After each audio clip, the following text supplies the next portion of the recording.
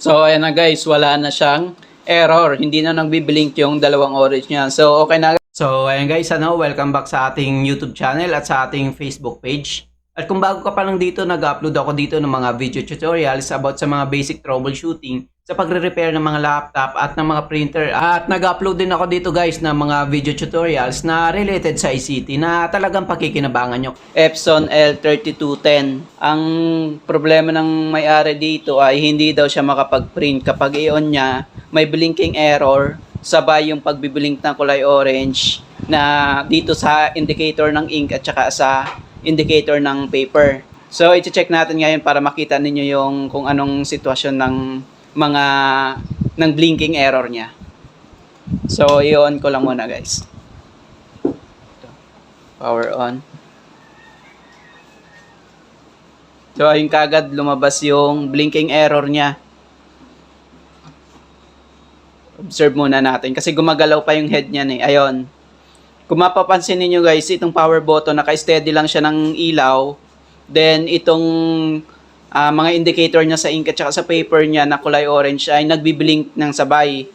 Kapag ganito guys, palatandaan ito kapag yung nagbi-blink lang yung kulay orange na dalawa, then naka-steady ng ilaw itong power button, ibig sabihin, reset yung ganitong problema. Pero kapag itong power button, sumasabay din ng pagbiblink sa dalawang orange na ito, mechanical error na yung problema. So, ngayon, i-check natin sa adjustment program natin kung reset na ba talaga. So, first, i-connect muna natin yung cord niya sa unit natin, kaya sa desktop or sa laptop na gagamitin natin. So, sa akin, i-connect ko na. Yan. Then, punta tayo ngayon dito sa monitor ko. Okay guys, dito na tayo sa desktop natin. Ang una natin pupuntahan, wag muna natin i-open yung adjustment program natin or yung resetter natin kasi posibleng i-delete siya ng Windows Defender natin or kung ano mang antivirus meron tayo. First, punta tayo dito sa lower right side. I-click natin yan, yung icon dyan. Then makikita ninyo itong mukhang Vanguard ba ito o Shield. I-click ninyo yan. Then pagka-click ninyo, ito yung virus and threat protection. I-click din ninyo yan. Then punta kayo dito sa manage settings. Kung mapapansin ninyo sa akin, naka-off na. Ito ay laging naka-on by default. So i-off natin yan. Naka-off yan. Naka-off din. Pero kanina ay naka-on lahat yan. In-off ko lang guys kasi sa screen recorder ko, hindi gagana kapag biglang may changes dito sa admin.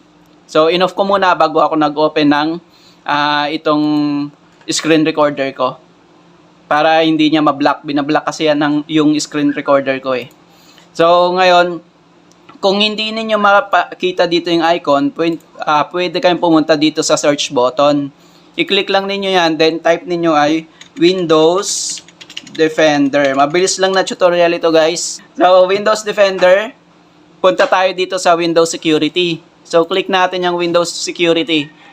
Same as, ganun din yung lumabas sa, ginamit lang natin dito yung icon. Ito rin yun siya. Same process lang rin guys, sa virus and threat protection, then manage settings of real protection, cloud delivery protection. So, okay na yan. Na-close na natin lahat yung Windows Defender. Sa akin kasi Windows Defender lang, hindi na ako nag-install dito sa desktop ko ng second layer protection like SMADAV or Avast na yan. Kasi dito po sa Windows Defender, tiwala na ako dyan. Kapag may SMADAV kayo or Avast kayo, halimbawa, i-turn off din ninyo yon. So, o kaya yung may kahit mga USB disk security lang, i-right click lang ninyo dito guys. Halimbawa, ito yung icon. I-right click lang ninyo yan. Then may makikita kayong exit. I-click ninyo yung exit, then turn off na yon.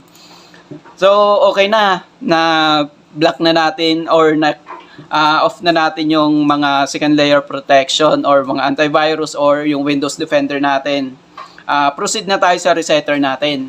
Pupunta tayo sa resetter kung saan nakasave sa desktop natin. Sa akin dito guys. Bale, sensya na guys. I-blurred ko lang yung mga files dito for privacy. Ito lang ililinawan ko yung kung saan nakasave yan. Ito, Epson Printer Resetter. Ito sa akin guys. So, hanapin ko dito. ito. I-open ko. Then, ito hindi na natin i-extract kasi na-extract ko na. Then, makikita ninyo itong adjustment program. Ibig sabihin, ito yung application, ito yung mismong resetter. Then, click ko itong adjustment program. Then, ito yung lalabas kapag na-click natin yung adjustment program, yung Epson. Itong model niya, not selected pa kasi mayroong 4 models dito. So, paano natin lalagyan niya ng iba't ibang model? Then, i-click natin itong select. Yan. Then, sa model name, click natin yung drop-down button. So, ayan. Pipiliin natin yung L3210 dahil L3210 yung i-reset natin. Dito tayo sa, ito, ayan. Click natin yan. Then, auto selection. I-click natin yan kasi may mga pagkakataon na may mga nagtatanong sa akin na na-set na rin daw nila yung model name nila pero nag-e-error. Dito na nagkakatalo guys sa port. I-click ninyo itong port, then mayroon ditong iba't ibang USB port type. So hanapin ninyo kung saan nakalagay ngayon yung cord ng printer. Dito yan siya, itong makikita ninyo yung USB 014. May open and close parenthesis 3210 series. So, siya lang rin ang naiiba dyan guys, kaya hindi kayo malilito kung saan dyan yung pipiliin ninyo. So, ito yan siya. Siya lang yung kakaiba dyan at nakalagay model niya. Then, i-click natin yan siya. Ayan na yung lalabas, USB L3210 series. Then, after nyan, i-click natin guys yung okay. So, medyo mabilis pa guys. Pwede lang naman ninyo balikan kapag medyo nabibilisan kayo. Pero, napaka-basic lang rin to. Hindi naman complicated yung explanation at saka yung process natin. Then, okay. After, yan, naiset na natin. Kung mapapansin niyo dito sa model, mayroon na tayong L3210 na model. Then, language, English. At saka yung port selection, guys, pinili na rin ninyo L3210 L series. So, punta tayo ngayon dito sa particular adjustment mode. I-click natin ang particular adjustment mode. Dito, mapapansin niyo mayroong maraming selection dito. So, huwag kayo malilito dito. Punta tayo dito sa maintenance. Dito. Pero yung sa under ng maintenance, mayroong 4 na choices dyan. Mayroong head cleaning, mayroong ink charge, mayroong waste ink pad counter, at saka shipping setting. So, pipiliin lang natin dito ay yung waste ink pad counter kasi i-reset natin yung counter ng printer na to. So, pagka-click natin yan, pipindutin natin itong okay para mag-initialize. So, ito yung makikita yung counter, yung ink pad counter ng printer natin. So, mayroong 3 dito. Mayroong main pad counter, platen pad counter, at saka ink system pad counter. Ang gagawin lang natin, kailangan natin i-check yung mga box na yan. Ayan. So, after natin ma-check yung mga box na yan, then, i-click muna natin itong check para ma-sure natin at may pakita ko sa inyo na reset na talaga yung printer na ito. So, na-check natin yung mga malilit na box na yan. Then, click natin itong check. Kung mapapansin ninyo, 100%. Ito, makikita ninyo sa main pad counter, ang maximum point na kayang i-print ng printer na to ay 6,346. Ito yung dami ng na-print niya. Kung mapapansin ninyo, pareho na sila ng number. Ibig sabihin, na-reach niya na yung dami ng papel na ipiprint niya. Kaya kailangan niya nang i-reset. So, ayun na, hindi na natin i-discuss ito dahil ito ay sa ink system pad counter niya na lang yan. Pero pwede natin yan siyang i-reset. Isasama na rin natin siya sa pag-reset. Paano ito i-reset? Itong 100% na to guys, kailangan maging 0 ito. Kailangan back to 0. Pati itong point na ito, sa halip na 6,348, kailangan maging 0 point siya. Ayan, 0 point. Then, ito hindi yan magbabago kasi ito ay ito yung maximum na kayang i-print ng printer. Ito lang magbabago. Ito gagawin natin 0 guys. Then itong percent gagawin natin, yung 100% na to gagawin natin 0%. Kasi nga 100% na-use niya na. Para maging 0 to, i-click ninyo ito. Itong mini box na yan. So click ninyo yung box na yan. Pati ito, click din ninyo. Pati itong ink system pad counter, i-0 din natin yan siya. Then, huwag ninyong kakalimutan itong i-check guys kasi kapag clinic lang agad ninyo itong initialize, hindi yan siya ma-reset. So, check ko na, ayan o, siguraduhin natin naka-check yan. Then, dito tayo sa initialize. Click natin yung initialize.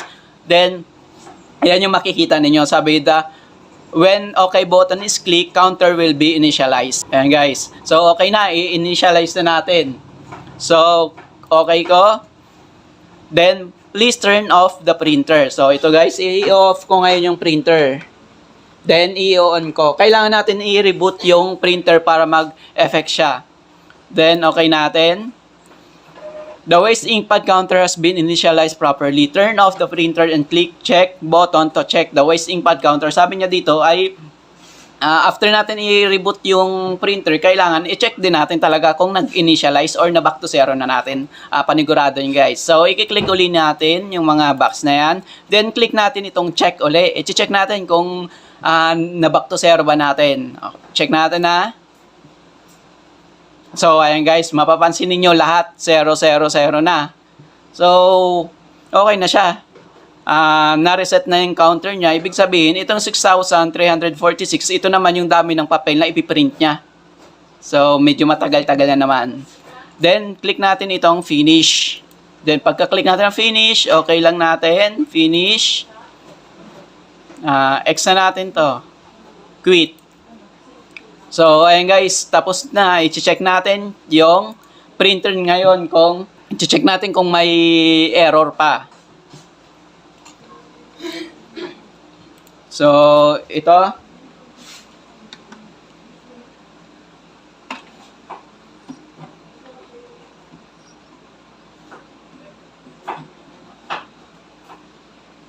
So, ayan na guys, wala na siyang error. Hindi na nagbiblink yung dalawang orange niya. So, okay na.